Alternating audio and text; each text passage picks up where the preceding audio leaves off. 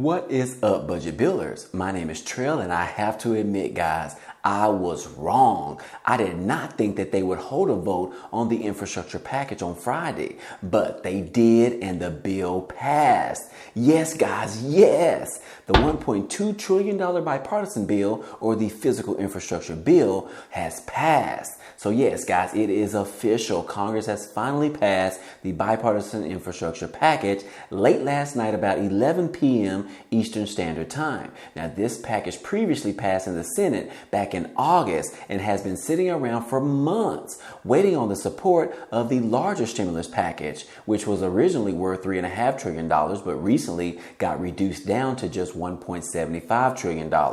So yes, they finally passed this physical infrastructure bill, which is good news because they decoupled it from the larger stimulus bill, as it continues to have roadblocks on getting enough votes to support it. Now, I'm going to go over exactly what's included in this bill in just a moment. Now, we also want to go over some good news regarding the pandemic. Could it almost be over, guys?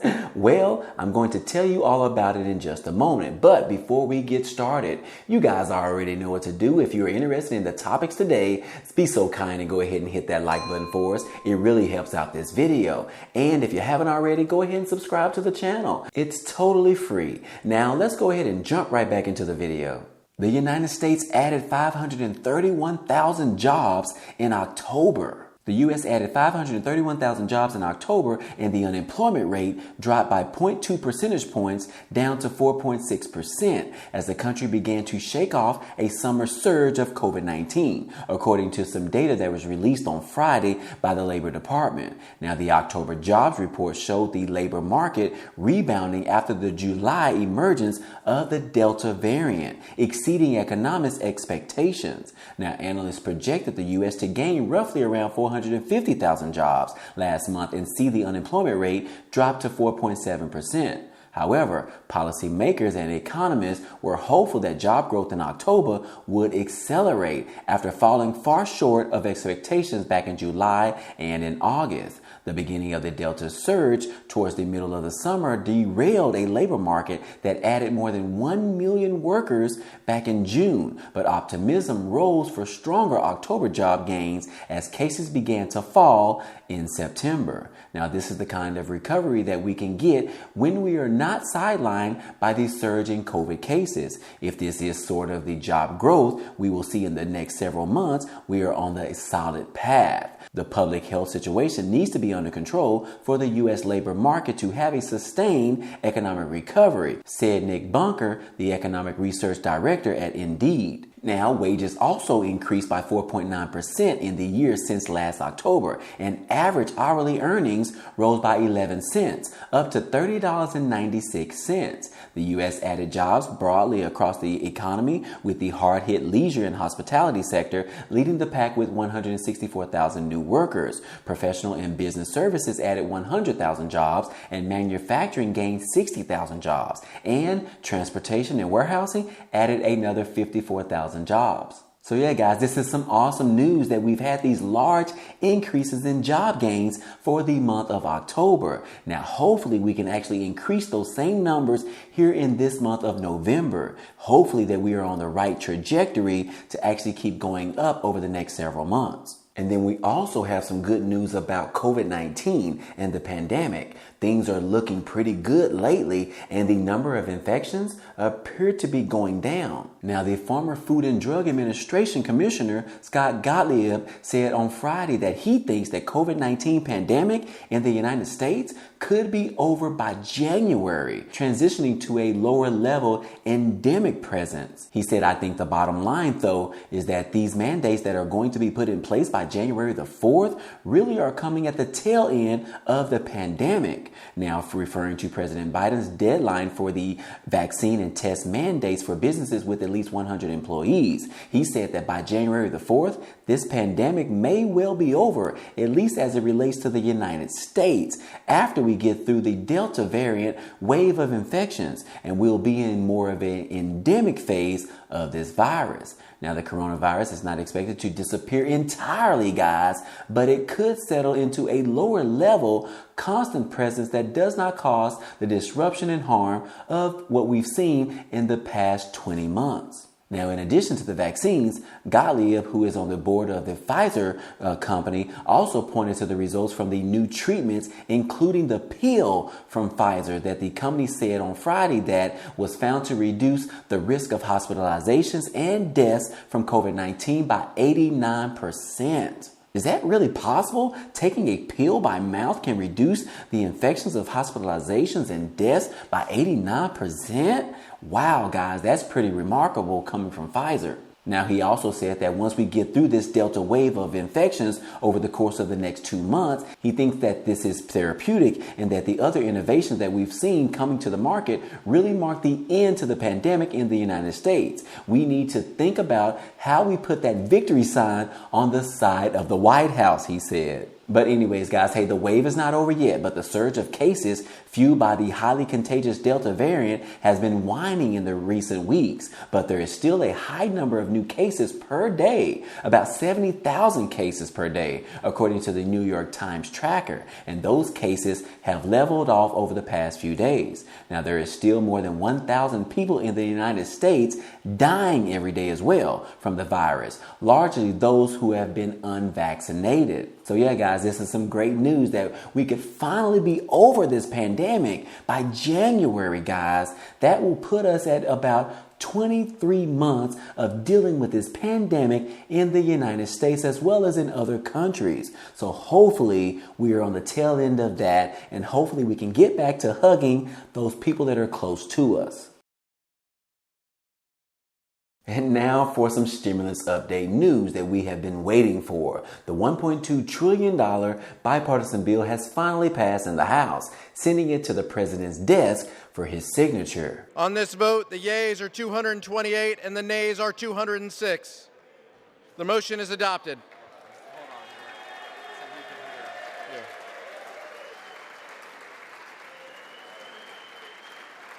So now that the bill was passed in the Senate back in August and now passed in the House in November and should be signed by the president sometime next week or maybe even this weekend, President Biden says he wants to sign the bill as soon as possible, as soon as he receives it, as the Democrats cannot wait any longer. Now, some of you may ask, why were the Democrats able to pass a bill now? Well, the Democrats actually decided to unite with each other after seeing a Republican win in Virginia on Tuesday, which was the first time a Republican has won there since 2009. The Democrats realized how they are losing the party and the people who voted for them, so that they had to do something very quickly. So the progressives finally caved in on this deal and their key demand that they have maintained for the past 4 months, which was their insistence that the climate and the social spending package must be kept together and passed at the same time, which Senator Joe Manchin spoke earlier this week during a conference, and he called out the progressives for holding the $1.2 trillion bipartisan bill hostage. For the sake of the country, I urge the House to vote and pass the bipartisan infrastructure bill. Holding this bill hostage is not going to work in getting my support for reconciliation bill. So that conference must have did something right. Now, real quick, I do want to briefly go over what's exactly included in this bill, because some of you out there might affect you or someone you know. So yeah, guys, let's go ahead and talk about what's exactly included in this bipartisan bill that they just passed late last night, which is worth $1.2 trillion. $550 billion is going to be for new federal investments in America's infrastructure over the next 5 years. $256 billion is going to go towards the deficit over the next 10 years. $110 billion is going to go for roads, bridges, and major infrastructure projects, as well as $40 billion is going to go for bridge repairs, replacement, and rehabilitation. Also, $16 billion is going to be allocated for major projects that would be too large or complex for traditional funding programs, according to the White House. Also, $11 billion is going to go for transportation safety, including a program to help states and localities reduce crashes and fatalities, especially for cyclists and pedestrians, according to the White House. It will provide direct funding for safety efforts involving highways, trucks, and pipelines, as well as hazardous materials. Also, it's going to be about $39 billion going towards to modernize the public transit program. Also, $66 billion is going to go for passenger and freight rails. The funds would eliminate Amtrak's maintenance backlog, as well as to modernize the Northeast Corridor line and bring rail service to areas outside of the Northeast and Mid-Atlantic regions. And then we have $65 billion investments going towards improving the nation's broadband infrastructure, which Biden initially wanted around $100 billion for broadband. And then also $17 billion in port infrastructure, as well as $25 billion for airports to address repairs and maintenance backlogs, as well as to reduce congestion and emissions near ports and airports, and to promote electrification and other low carbon technologies. The bill would also provide $7.5 billion for zero and low emission buses and ferries, aiming to deliver thousands of electric school buses to districts across the country, as well as another $7.5 billion will go to the building a nationwide network of plug-in electric vehicle chargers. Yay for Tesla. And then $65 billion to rebuild the electric grid. It calls for building thousands of miles of new power lines and expanding renewable energies. It would also provide $55 billion to upgrade the water infrastructure, as well as to replace lead service lines and pipes so that communities have access to clean drinking water, which is sad that we actually have to do this here in the United States. And then another $50 billion will go towards making the system more resilient, protecting it from drought, floods, and cyber attacks. And then as far as environmental remediation, it will provide $21 billion to clean up the Superfund and brownfield sites,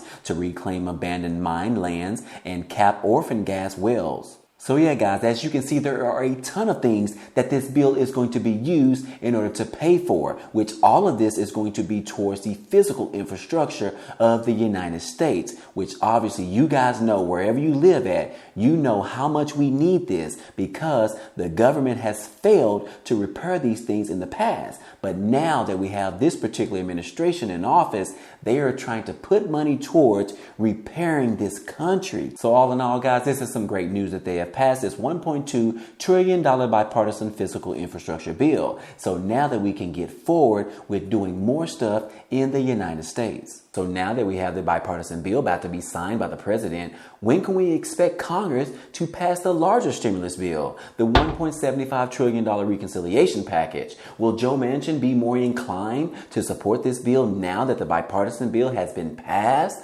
Will the Democrats continue to try and improve their party by passing what they can now with the reconciliation package, and then try to pass more legislation next year before the midterm elections? Well, that sounds like the best option at this time, but we will just have to see, guys. But anyways, guys, hey, that's all I have for you today. Now, if you enjoyed this type of content and you want to see more, go ahead and subscribe to the channel. It's totally free. And if you like this video, then go ahead and hit the like button for us. It really helps out the channel, as well as it tells YouTube to share this video with others. But anyways, guys, hey, I appreciate you guys stopping by and watching, and I hope to see you on the next video.